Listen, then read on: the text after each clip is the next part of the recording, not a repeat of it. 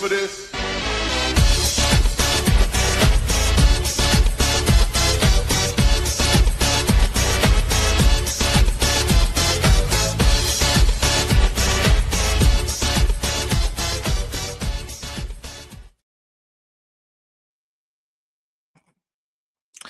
And what's up, people? It is Tuesday, not Sunday. So don't be shocked, but we have a special edition. Or I guess we moved Sundays to today due to scheduling issues. But this is Meadow Drive Hoops, episode number 10. And we are live on YouTube, Twitch, and also the Facebook experience page. And I am Drew, and joining me here as always. That's you. Tony. Okay. And Mike should be here in a bit. But yeah, people, it's been a week. The NBA All-Star game finished. All-Star weekend in general finished. And yeah, we got some things to talk about. So Tony, why don't you get things started here? Okay, well, I'm pretty sure everybody has getting their recovery back from the All-Star game, All-Star weekend festivities, Rising Stars, Slam Dunk contest, 3-point contest, and the All-Star game. So I thoroughly enjoyed it. There was a lot of Spurs presence in this weekend. Harper, Fox, Castle, Wemby, and Carter Bryant. So we had a heavy Spurs presence, and everyone that was participating from the Spurs, we put our fingerprints somewhere along the line. So with that being said, I want to start off what Wemby did at the All-Star game. Unfortunately, he lost the first game, which is fine, but his presence and the tone he set, I felt like him being aggressive, playing defense, and, not lollygagging and taking this as if it's just another, walk in a park, with your lady friend. You know what I'm saying? He came in and he changed the whole mindset for everybody. So he set the tone, and Anthony Edwards said at the interview, at one of the interviews that, Wemby set the tone, and we had to follow. So hey, is the All-Star game back, Drew? Is it back? Because I sure felt like there was some presence of defense going on, competition, and I like the format world versus United States. Because these guys are really, really competitive, and these are the best players in the league. And I mean, at some point they don't want to lose. So I like that format. Adam Silver did a good job of trying to figure out what it is exactly, how to get these guys to compete. And I think he found the formula. I agree. For the longest time, the All-Star game was just like a bunch of guys who are like, hey, let's see who can score 200 points. Where, and it lost that competitive drive. I think the last guy to actually be that competitive was Kobe. And nowadays you have Victor Wembanyama, who's very much like, I want to be competitive. I think we should take this seriously. And that's what he was doing, on the at the All-Star game this past weekend. He seemed genuinely pissed off that Scotty Barnes hit a 3 to, win the game in the first round. But overall, everybody seemed to be enjoying it. It seemed very positive. I mean, the whole tournament thing is kind of weird, but overall, I'm digging the, the world versus USA, because it's weird it's weird that a lot of the younger players are being more competitive and taking it seriously, as opposed to the younger or the older players. Granted, the older players actually won and they were, kicking their asses. But again, it was good seeing some Spurs rep out there. De'Aaron Fox hit a 3 to win the game for one of his teammates, or one of his teams, I mean. So I'm happy. I'm happy about how this All-Star game turned out. Yeah, me too. I don't know if you saw that one play where Wemby's team, the World, they let that 3-pointer go. I believe they crashed too much into the paint and they left him open, and he was just like, if y'all would have just, let him shoot the two, it wouldn't have mattered. Like, we would have got the ball back and then we could have had a chance to win it. But they over converged, and and they could have let the two go. They could have really let the two go. And instead they just left the dude open for three and cashed the game out. So very, very unfortunate. Yeah, I brought that up. It does suck. Would have been nice if Wemby walked away with a win, but I mean a win for the league at least, Yes. and a win for the fans. Yes. So I have one gripe about All-Star Weekend. Just one gripe. Everything was fine, or whatever. It was more of, how is Damian Lillard playing in the 3-point contest and you're supposed to be out for the whole year? I mean, you shouldn't be able to, play in these festivities, because I thought, you had to at least hit a certain amount of 3-pointers, in order to be considered into the 3-point contest. You're talking about a guy that took a 0 dribbles this year, and somehow magically it's like, okay, well, dude, are you really hurt then? Like, what? Like, I'm not accusing him of not being hurt, but it shouldn't happen. It shouldn't. I have never seen that before. I don't know if you've seen that before, Drew, where somebody just stepped into the All-Star weekend and they had a season-ending injury, and all of a sudden they pop up at the 3-point contest and play. Like, I have never seen that. I'm not a fan of that. So I just wanted to point that out. Yeah, that is weird. I just assumed if you have like a torn ACL, you can't walk or play. Maybe he's at a point where he can take shots in his in his rehab, but I don't know. That is weird. That is really fucking weird. I'm assuming maybe it's the league they wanted maybe like more eyes and ears and like a star in the 3-point shootout, but I don't know. That made no sense to me. And then he won while he's supposed to be hurt.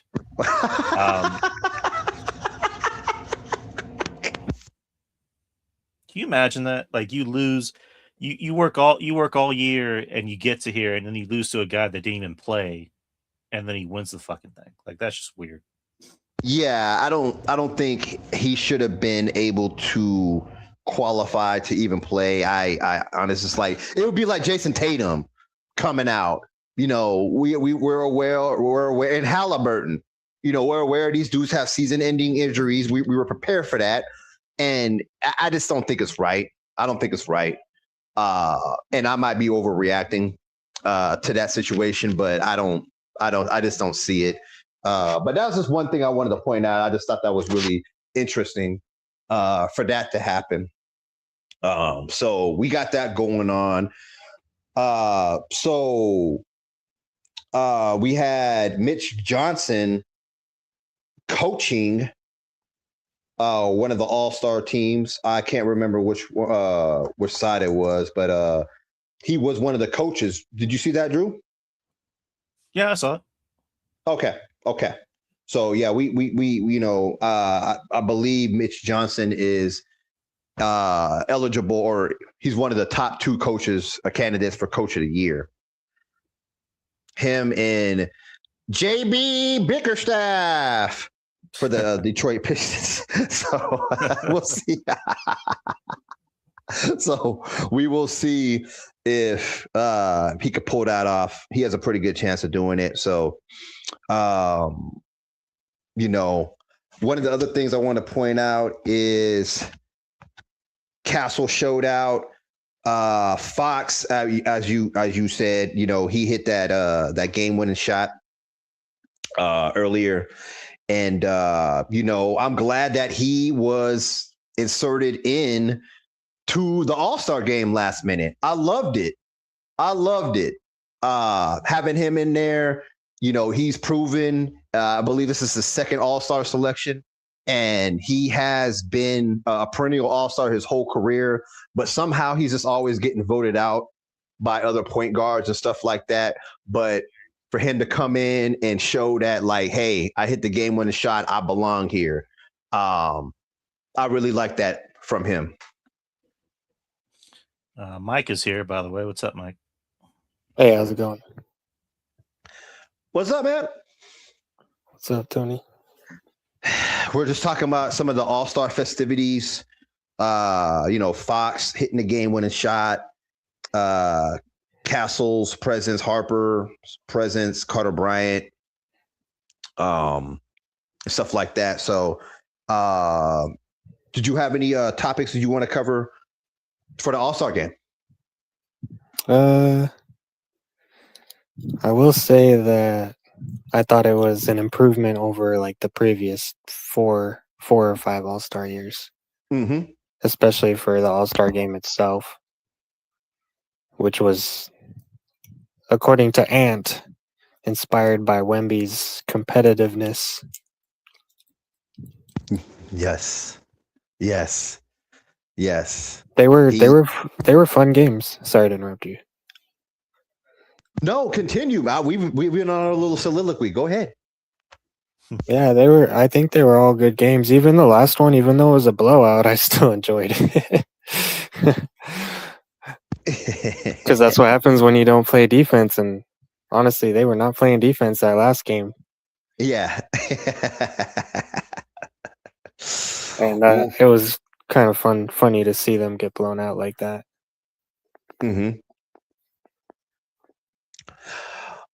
I want to get your take on one of the subjects that I just broached right now. Damian Lillard, how is he eligible and able to come in and play in the 3-point contest when it was well noted, along with, Tatum, the Tatums of the world, the Halliburtons of the world, the Kyrie Irvings of the world, that, they're not playing for the whole season. And then out of nowhere, he's inserted into the 3-point contest. It begs the question, how injured are you really if you're able to participate in the 3-point contest? I would argue that shooting is probably the only thing he can do right now, because I don't think he can even run. So if all you can do is shoot, all you can practice is taking your jump shots. So he gets into that rhythm, And also Steph Curry didn't participate. And that's another reason why he won, Dame, in my opinion. Yeah, I just kind of think that you have to make a certain amount of threes in a season, or at least take a dribble, in order to be, thought about to insert. Not to say that he's not capable. Obviously, he won. But I mean, there's got to be, what's the criteria then? There's no criteria if no one has to ever take a dribble. So, it's just a question I had, but you pretty well answered it. Yeah, it makes you wonder how it happened though. Like, did he approach the NBA or did the NBA approach him? Like, hey, we know you're injured, but you want to be in this contest? I've never seen that. That's wild. It worked out for the NBA though, because it was a pretty good contest. What's his name? Don Newpool. He did really good. Yeah, that guy is going to be something. And it's only his first year, and he's just figuring out. And he seems like he's already a veteran in the league. Like he's good. Con Knipple, really, really good. And he went to Duke, so. Pretty good draft class. Yeah. What'd y'all think about Carter Bryant in the dunk contest? I thought it was fine until that last dunk. Man, well, who was he talking to again? Vince? It was Vince, right, that he talked to?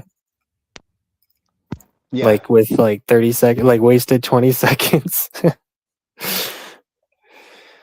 Yeah. It felt like it felt like a movie scene, except in the movie, he would have made the dunk like straight out of a movie. Carter Bryant doing Carter Bryant things. Hey, You called it. that perfect dunk was awesome though. Yeah. It wasn't like original, but like he did it he did it like flawlessly. It was smooth. Yeah. But It was yeah, even with that, I still think the dunk contest was underwhelming. yeah, some dude I never heard of, Keith Kashad Johnson. I have never heard of him before, but hats off to him winning it. When I first saw it, I thought it said Keldon Johnson, but I was like, what is Keldon doing in the dunk contest? But yeah, it's Kashad Johnson. I'd never heard of him, and but yeah, he won. So hats off to him. But I want to segue into another subject. I'm pretty sure y'all have heard the news that Sohan cleared waivers and he is going to be reporting to the Knicks. Here's my take. I don't, it's going to be hard for him to crack the rotation. They're going to probably get a look at him, and they already have plenty of 3-and-D guys over there. Mikal Bridges, and he can shoot. LG Anunoby, he can shoot and play defense. So it's just, add more chinks to your armor when Sohan comes. So we will see how that works, but I think he's going to be a third stringer. I don't think it's going to be hard for him to crack the rotation. And, I hope the best for him in his career. But I want to get y'all's take on that signing, him going to the Knicks. Go ahead, Mike. So I think he actually will fit in with the Knicks play style really well because they're a defensive team. Mm-hmm. They play pretty good defense, and I think he'll crack the second rotation, but I think it might take a year or so. Like he's gonna have to wait for an opportunity. But in the NBA this season, there's been so many injuries. I don't think it'll take too long for that opportunity to arise. Yeah. Kind of the same thing that Mike said. I think he'll do fine in New York. It's not like with San Antonio where I kind of predicted he would fall out of that rotation because the team's a little deep. This team's deeper this year, especially the bench. You got Keldon Johnson, you got Carter Bryant, you got Dylan Harper and Cornette. I didn't really see Sohan fitting in there. What's up, Bentley Patziel? What's up? So I think he'll do fine in New York. I think he's what they need, just a defensive guy. I think they already have enough 3 guys. They need D. They need more defense on that team. So I think he'll do fine.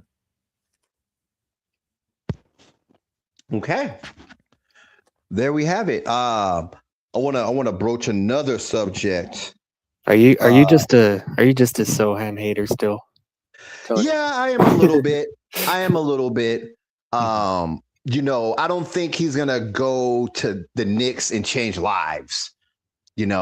I just saw Sohan. He's just not a Spurs player.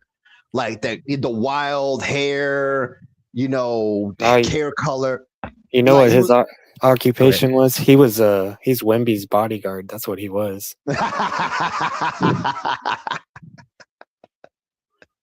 Same way that Jordan had Rodman. Yeah. I ain't gonna let nobody mess with him. Yeah, that's exactly what it was. But outside of that, no. But I agree with you. Wemby's bodyguard. Outside of that, he just didn't fit the Spurs mantra. That's not your typical Spurs player identity. If Sohan, he just didn't fit that. So I'm not saying that had anything to do with it, but this is not really a Spurs player. But Pop drafted him. He saw something in him. And we might have missed on that. But hey, he can go to New York and maybe develop a jump shot. I would say if he doesn't thrive in New York, I'm not sure he'll make it anywhere. Because he needs to be on a defensive team. Mm-hmm. Or at least, utilizing his defense on a team. Mm-hmm. But I guess that's all I got to say about that. I agree. So, we'll see what happens with the Knicks. We'll see if he can crack the rotation and get some minutes. And, they might need all the 3-and-D guys they can throw at the Detroit Pistons and Cade Cunningham over there. So we'll see what happens with that. So I want to segue into the next subject. There was a report that came out that the Spurs do not have enough experienced players for the playoffs.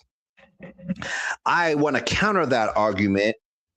And I'm pretty sure y'all know I'm preaching to the choir with you guys, but just the fans out there, we actually do have some experience on this roster. We had Luke Cornett. He won a championship with Boston. Harrison Barnes, he won a championship with Golden State. Fox has been in the playoffs. And stuff. Olynyk has been in the playoffs. So we have some players on this team that have won rings.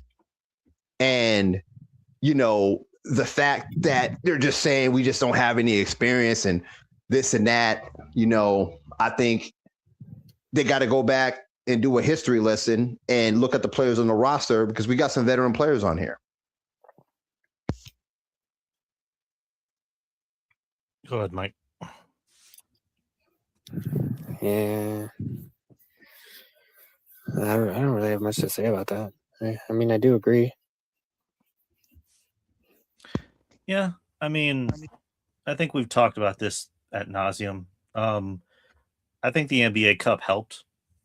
Guys like Wemby, guys like Harper, and guys like Castle prepare themselves for, big games, and also to have a sense of urgency in games like that. So I think they'll do fine in the playoffs, which is like in 2 months. So Or pretty much it. Or it'll be like the Thunder, fail a few times and then just like make it all the way through after you get that experience. I think the Spurs are elite this year. And I don't know if they're going to get to the finals, but they're going to get great experience in the playoffs for sure. But I would be upset if they don't make it to the second round. That should be at least the minimum. Yeah. I don't know who's the 7th and 8th seed. I think the Suns or the Warriors. I can't remember who it is in the 7th seed. But yeah, I believe what I heard was if the playoffs were to start right now and we were to, like, hypothetically, let's say we beat the Suns or the Warriors, the second round, we meet up with Jokic. So, that could be a good test for us and, to see what it is in the future. But I'm not picking us to win that series. I will pick us if we go against OKC to win that series, which is crazy. I just think we match up with the personnel well, and Jalen Williams has been in and out of the lineup. So I mean that might be a hot take. That might be a hot take, Drew. You got that? You got that for me? You got that noise? Give me a sec. Give me a sec. Okay.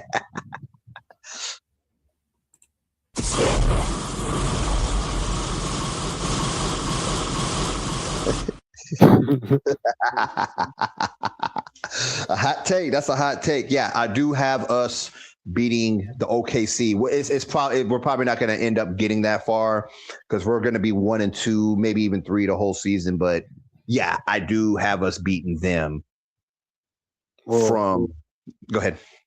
well, with the momentum that the Spurs have right now, it is possible they overtake OKC.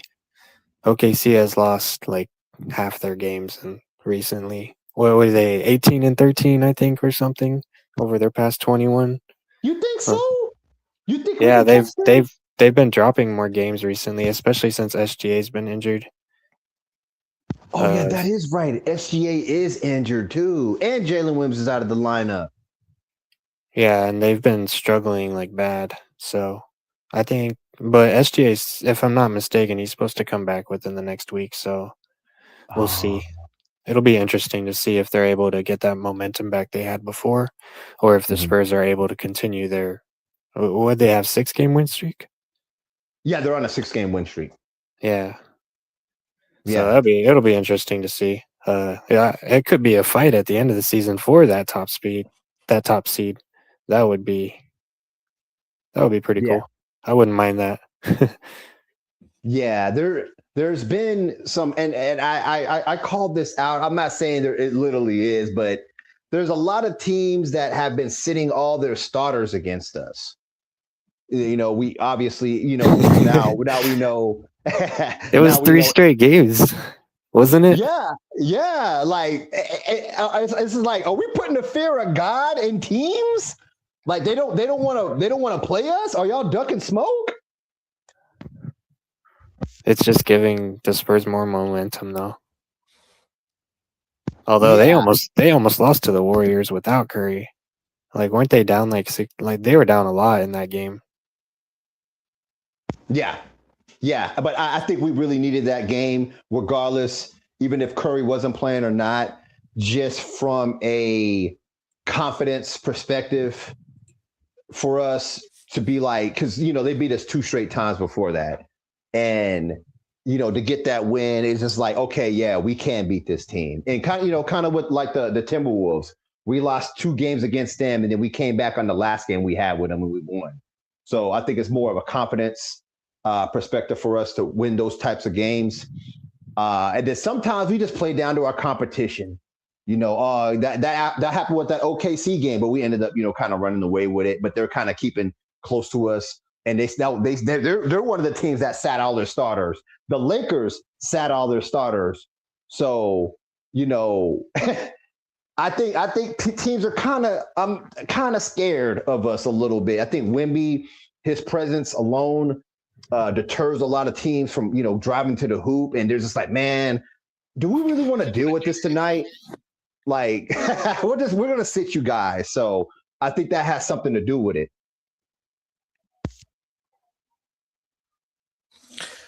Yeah, I mean that could be a thing, because Wemby is, slowly by each game coming into his own. Same thing with Castle.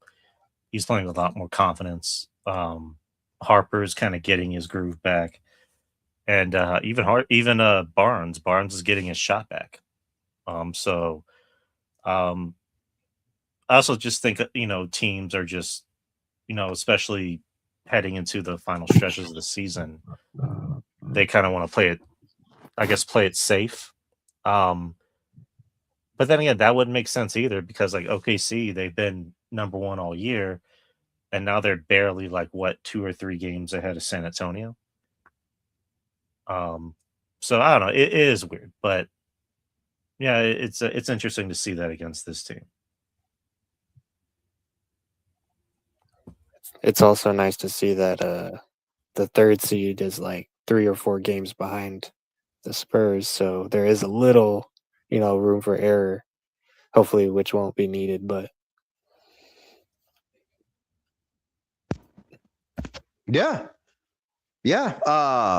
It's just depending upon how this all shapes up and stuff like that. And I want to say something real quick. I know we're going back to the All-Star game. We already broached that subject, but I honestly felt by just looking, I don't think LeBron James should have been in the All-Star game. I don't think he had the stats. it's popularity. Yeah, you're right. I I know he's one of the worst defenders in the league right now. I'm ready for the dude to retire. You think he's worse defender than Luka? Man, that's debatable. That's debatable right now. I would honestly, and I'm not. Yeah, I would probably give a little bit of an edge to Luka right now. But hey, if we meet those dudes in the playoffs first round, That's I a would dream love to see matchup. that. That's a Oh dream yeah, matchup for sure. yeah. That's a sweep. The Lakers would probably get one game. They'd have one game where Luka gets like 60 points, and they'd win that one game, and that would probably be it. Yeah. Yeah. So I think that's the best possible first round matchup the Spurs could have. Mm-hmm. And I think the Timberwolves is the worst because that would be really tough. Because Ant is going to accept that challenge. Yeah. Yeah. And they I think just that's then. Oh, I'm sorry. Go ahead. No, sorry. Go ahead. I was going to say that's a nightmare matchup, I think, for the Spurs. Because you could play perfect team defense, and if you have someone like Ant going off, it's not going to matter. He was also the most consistent player at the All-Star game. Kawhi scored that, 31, 33 or whatever, but he didn't show up that last game. Ant had double digits all three of the games I think he played. In 3 of the games. That was the team that what is it? The Kawhi Leonard, LeBron, KD. That was the old man squad. They did them dudes wrong. They them dudes was gonna peter out. That's true though. So yeah, we just don't match up well against the Timberwolves, and for some reason I don't know what it is. It seems like freaking Anthony Edwards has a hard on for Wemby. I don't know what it is. He was over there. He wanted to take the jump ball with him. Like, I don't know what it was. I think it was 2 jump balls. He was like, "Oh yeah, I want him in the jump ball." So he's trying to go at Wemby. Apparently, there's like some type of personal vendetta that AE has with Wemby. He also said in the last game, "I wish we could have cleared it out and me and him just play 1-on-1." So, apparently he I don't know what it is, but he sees him as a threat and he's trying to take him down. Well, I mean, you want to take out the biggest, baddest dog in the yard.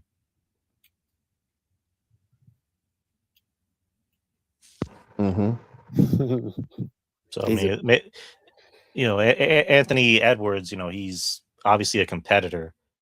He sees this 7'6" Wemby who can like move the court like a guard.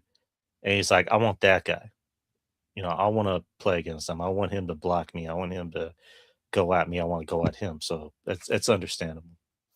It's like a ant going against an ant eater. That was good.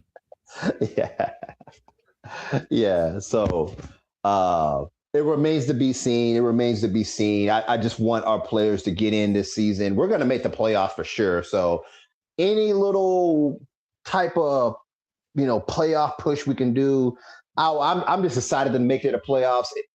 I think we're good enough to get past the first round, but this will give us a good take on how far we make it and see what type of roster changes we need to make, deeming how far we make it in the playoffs. So, this is maybe a showcase for, Harrison Barnes to see if we, have a future with him next year. I would like to see him return, but I think he just fits well into our system. He's not trying to do too much. He's not, trying to do too little. And he left his jump shot in Vegas. So, we'll see what happens with us going forward in the playoffs. So I can't wait to see that. I mean, he did shoot well the last few games, I think. But yeah, he's the perfect system player for the Spurs. So I think now that if they continue bringing him off the bench, I think that would be the best option. He doesn't need that many minutes, but when he's hitting his shots, he should get more minutes. That's how I think it should be, because he's not really a defensive player or anything. So when he's not hitting those shots, he's a liability.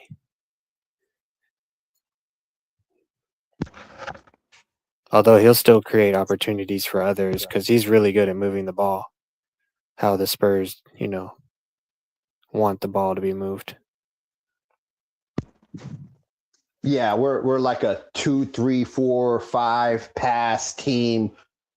Take a great shot, but let's make this other pass to take an even greater shot. So that's always been the Spurs system and how we run it, and he fits right into that. So hopefully he'll continue his streak of good games on this 6-game win streak. Do y'all know who we play on Thursday? Phoenix. That could be a revenge game. They lost the first two, right, against Phoenix? Right. Well, Brooks isn't playing. He's suspended for all that shit he was talking about like, I have the blueprint to stop Wemby, and then he got suspended. I'm like, yeah, you're a fucking idiot. I told Tony that. Yeah, I saw. Yeah. It was just some dude named Neon, YouTube streamer or Twitch streamer or whatever he is. Yeah, he's like, yeah, I found out the blueprint or whatever. You just gotta put a smaller guy like a shooting guard, and you gotta move him out of the perimeter, move him out to the perimeter, and don't worry, guys. He may have a difficult time with that this year, but next year when he gains muscle and you're not able to weed him out and he starts getting Giannis strength, then yeah, the whole league is in trouble. I mean, people are in trouble right now, but once he figures out, and he's going to go and look at this over the offseason, okay, these are what teams are doing to you. They're putting a smaller guy on you. So what do I got to do? I got to stop letting these dudes weed me out. So I think that's something he's going to be looking at this offseason. Mm-hmm. He's only going to get better. Did you have any topics you want to cover, Mike? I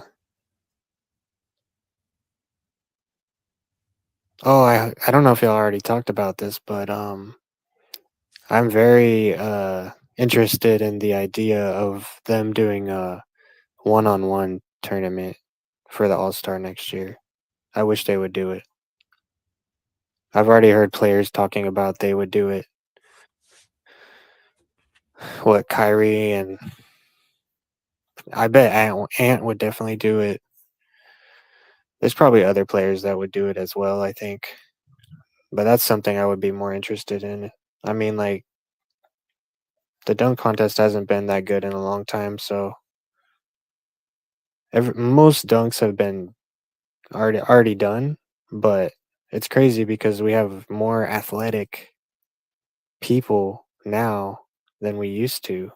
So you think that they would be able to create new dunks that nobody was capable of doing before.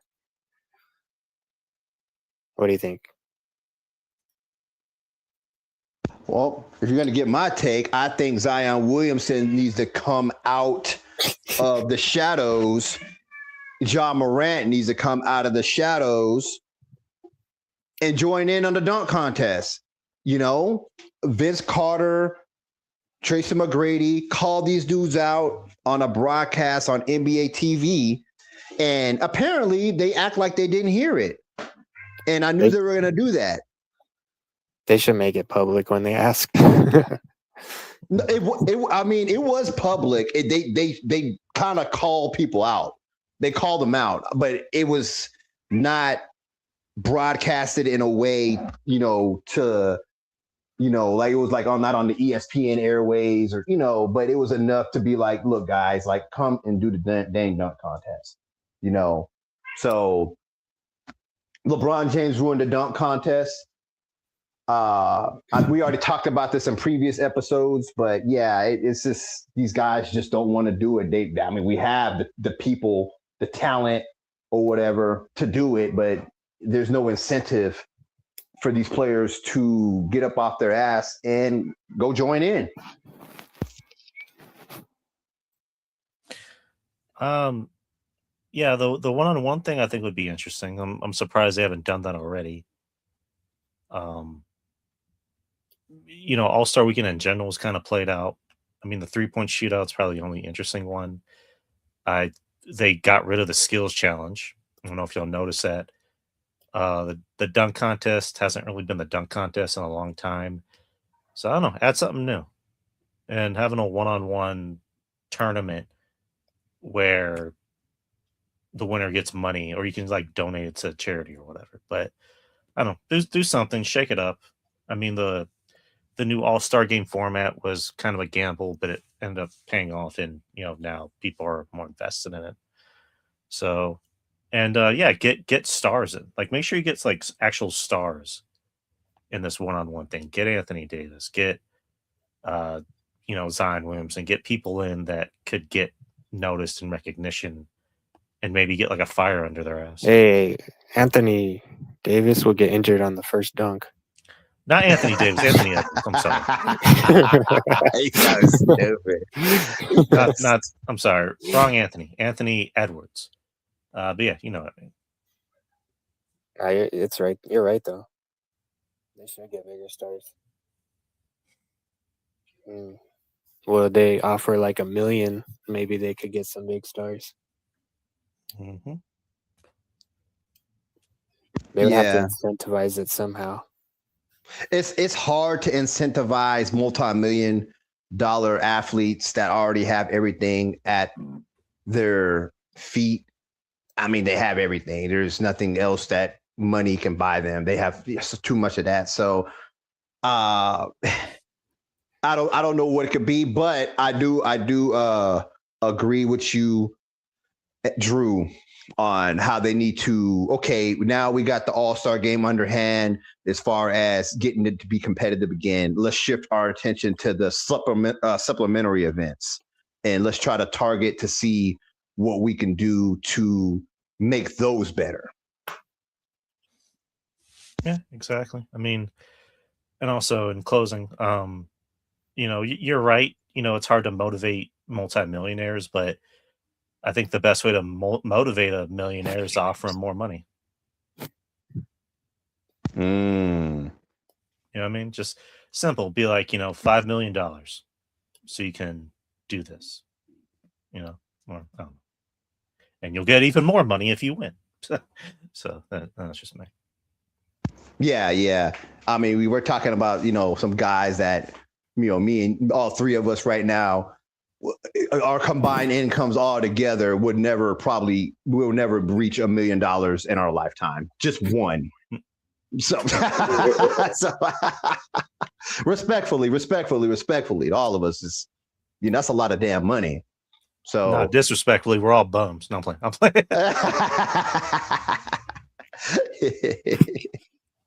We ain't shit.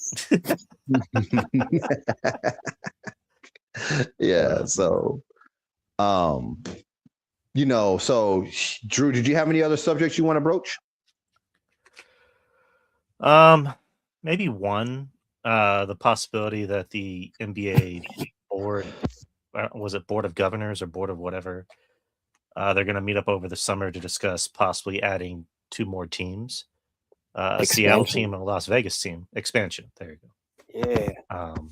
So I don't know how y'all felt about that. If that were to happen, they would need to move another team to another conference, and I think they'll move Minnesota to the East because Minnesota is in the Midwest with Chicago, Detroit, and Milwaukee. So I think that'd be perfect.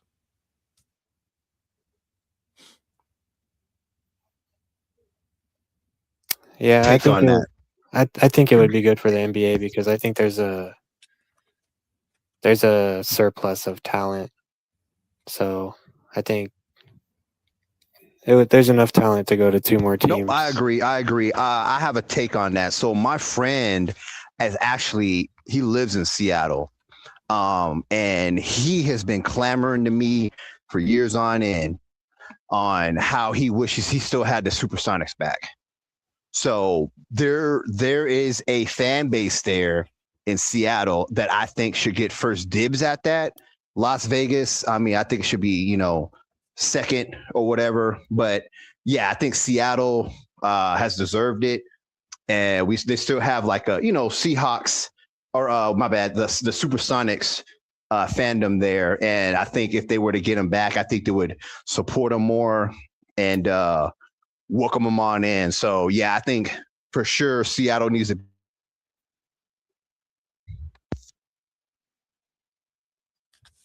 Yeah, agreed. I mean, Seattle, those that Supersonics. Anytime you like go to that arena, like that place was loud. Those fans love their Sonics. So I've been very much on the of the ilk of like Seattle needs a basketball team again. And Las Vegas is kind of inevitable because they already have the Stars and the WNBA, and they won some championships there. Becky Hammond. I think I think they have the Raiders. I don't know if they have, they have the Golden Knights, my favorite team. So it makes sense for those two teams, especially Seattle. Seattle, I would really love to see have the Sonics again. Yeah. Do y'all think they should go back to the Supersonics, or you think they should change the name? No, they should go back to the Sonics. Yeah, they should definitely go back to the Sonics. Okay. Yeah, I agree with that. So, yeah, that's one of the teams that for sure needs to get it back. And I think, that being said, I have a question, though, because I don't remember the Charlotte Bobcats. I was too young. I just knew the team just erected out of nowhere. And, I was like, oh, yeah, the Bobcats, But how does the expansion draft work? Like, what do you mean? So when let's say the Seattle comes and the Raider or the Vegas comes, how does the expansion draft work? Like, do they have crack at NBA rosters or like active rosters, or they just build all entirely through the draft? I think it's like a mix of both. I know like some teams will like qualify a player and throw them into like a whatchamacallit expansion draft, because I remember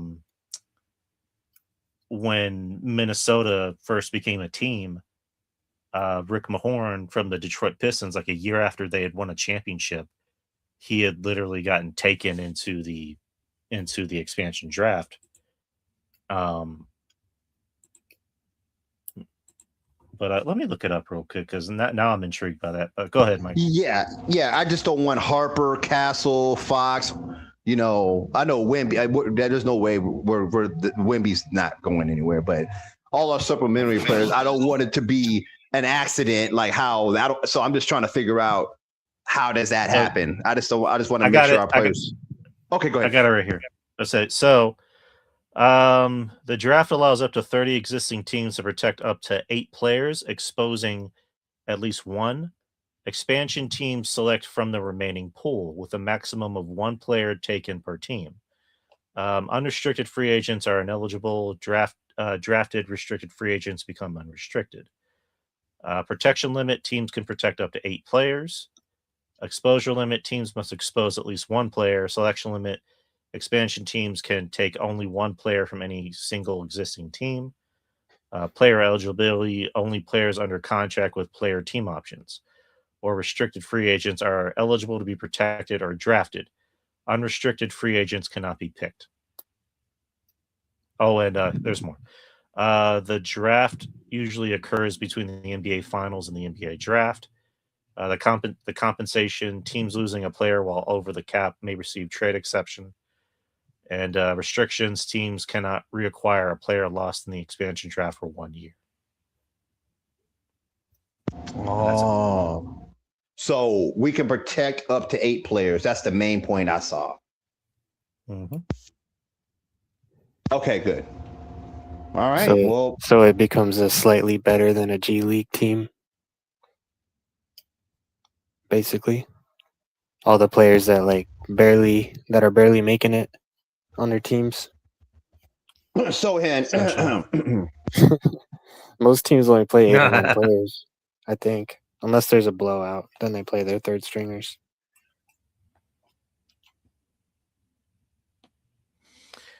Yeah, I mean, it'll be interesting to see. But I'm all for 2 more teams coming in.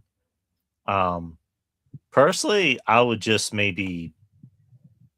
I mean, I know it's easier said than done, but I would just maybe replace 2, meh teams. Like the Kings are never going to win shit, so just get rid of the Kings. Just replace them with Las Vegas or whatever. Get rid of New Orleans because New Orleans is really not going to win shit, and just replace them with Seattle. But I don't know, that's just my. interesting. You don't think there's enough talent, or I just 'cause, I don't think. mean- I just don't think. Well, I was gonna say I don't think those 2 franchises have been built up as winning franchises. The talent's not the problem because I think New Orleans has good talent. Sacramento has fine talent, but it's just like those 2 teams have not been winning franchises for a while. So again, this is just me playing league owner in my head, and I know it's like easier said than done. You have to like go through a lot of like red tape to make it happen, but if I had to wave a magic wand and just be like, okay, we need to make room for these expansion teams because we can only keep 30. Sacramento, New Orleans, and get rid of y'all. Bye bye. What about the Hornets? They don't never Charlotte win. Hornets, they're fine. No, Okay. I think they're going to do well. They have a really good young team and they're exciting to watch. So, but yeah, Seattle. Well, Seattle and Las Vegas are going to be West teams. So I'm mainly talking about the West. Okay. didn't Well, the Bobcats just win like 9 straight games? Or I mean the Hornets. I'm sorry. Yeah, they're on a hot streak. I think it's Charlotte. yeah, but I think they're still like 10th or 9th or something. They're still like they're still on the outside looking in, but no, they're doing good. And what I meant by that is just teams that just never make it to the playoffs. I can't remember the last time the Hornets made it to the playoffs. Was it with Grandmama? With Chris Paul. Oh, yeah, No, with Cliff Paul. Cliff Paul. Cliff Paul. Speaking of Cliff Paul, did y'all hear the retirement from Cliff Paul? Poor Chris Paul. Like, he wanted to go back to the Clippers to end his career, and then they fired him, and then they traded him, and they traded his ass out of the country, and that's who he's like, man, fuck you. He just decided to retire. Yeah. I need to laugh at it, but it's just like poor Chris Paul. I've never been a Chris Paul fan, but it's like poor him. The disrespect. It is disrespectful. It's just the one team that you think that would, show appreciation for you, the Clippers, and he got treated disrespectfully. But apparently there's some locker room issues going on. Him telling younger players that they don't need to listen to the coaching staff. They need to do it this way. So basically he was undermining Ty Lue. I don't know how true it is, but there was a report that came out like that. So Ty Lue got fed up with him. And we know how boisterous and demonstrative Chris Paul is. We know what he is. And it's like having another coach on the floor. So it doesn't sound too far off, but I'm not an NBA player, but all this is all word of mouth. So we don't know, but where there's smoke, there's fire. No, agreed. Chris Paul has a history of kind of being like this. He's not exactly the most well-liked guy by a lot of people. Um, because he kind of has this very fiery, aggressive personality that can rub a lot of people the wrong way. Didn't rub the Spurs the wrong way because you heard them say nothing but good things about him. Even Castle said that because of him, I'm where I'm at. Wemby said the same thing.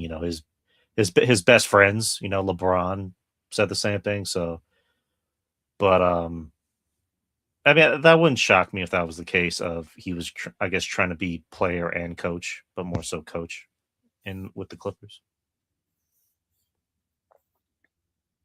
I think he needs to look into maybe doing some type of coaching. Maybe it could be an assistant coach. Start off there on somebody's bench and then work his way up. But I think that's what his calling is. I think it's been that for years. And, I think that's what he wants to do. He's passionate about the game, and we need people like that on the sideline. Would he work on the Spurs coaching staff? Maybe he already has kind of camaraderie with this team, and our players are kind of younger, so they will receive it a lot better than, say, a veteran ball club. Yeah, I think he works better for a younger team, in my opinion.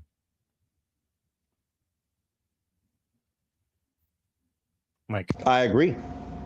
Yeah, I agree. A younger team, preferably with a few bigs, because he's a huge defensive liability. But even though he's old, he can still pass really well, and he still has a really high basketball IQ. So just like Luca, he would just need really good defensive players to back him up, and he could still do well on a team. He retired though. If he was still playing. Okay. but y'all have anything else to bring up? Nope. All right, people, we are done. That is episode 10 in the can. Sorry if I seem pretty off tonight. I just been nursing a migraine. I got a packet of ice from the freezer. I've just been like putting the back of my head, so feel a little bit better. Still gonna take some ibuprofen as soon as I get off here and maybe just like call it a night. But I want to thank y'all for coming on. Want to thank everybody in the YouTube chat, anyone watching over Twitch and Facebook, and I want to thank you, gentlemen. I want to thank Tony and Mike for being on here tonight, like they usually are. So, and one thing before you close it out, hey, people, YouTube, Twitter, TikTok, drop some comments, and we will be more than happy to reply to them. Yeah, we get more views on YouTube actually, with the reels. So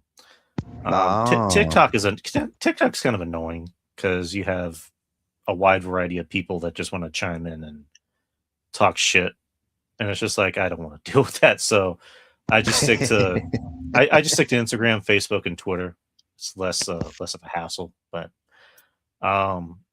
Anyways, people, we are done. We will see y'all when we see you. It could be Sunday, it could be Saturday, maybe Friday. You never know. But the experience will be tomorrow, and I was going to make an announcement for the show, but I'm going to save that announcement for tomorrow. So, no, we want to hear. Inquiring minds want to know. Well, okay, I guess I'll make the announcement. So, we officially have a third man on the experience. So joining myself and Justin will be our very good friend Ruben Prime. I've been wanting to add a third man for a while, and Ruben has proven he's the right man for the job. So Ruben is now part of the experience officially. He'll be starting his. Go ahead.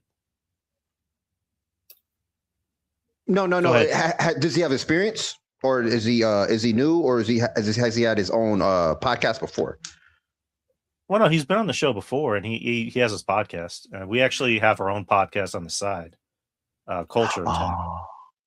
So yeah, he's been around for a minute. He's been around for a minute. So yeah, but essentially tomorrow he'll be starting his shift.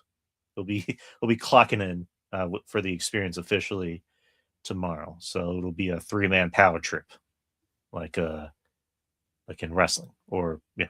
But anyways, that's it. We'll see y'all tomorrow for the experience, and we will see y'all sometime this week, preferably Sunday, but you never know, for Metal Drive Hoops. So take care, people, and peace out.